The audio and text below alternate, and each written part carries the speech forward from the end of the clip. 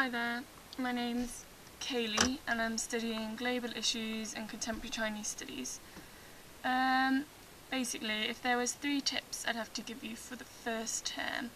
I'd say definitely make sure that you have a good balance of life back in your flat or in your accommodation and life with societies and socialising, and make sure you don't go overboard on either, because it's quite easy to miss out on other parts of the university life itself. And it's good to have that good balance, and there's so much going on in the first term that it'd be really beneficial to get a diary so you could plan out what's going on and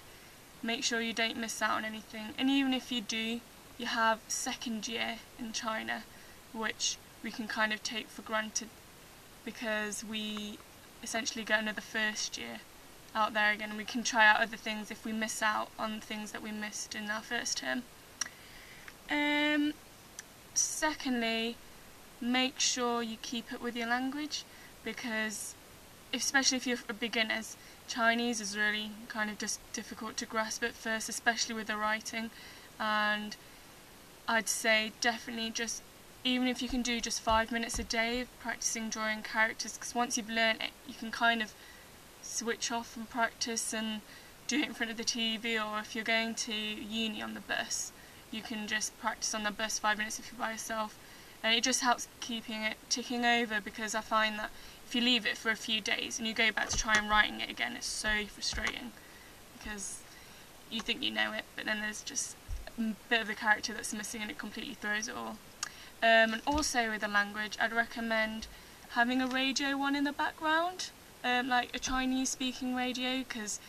even though you won't be able to understand what's being said, you can kind of just get used to hearing Chinese conversation going on, because obviously we have our CD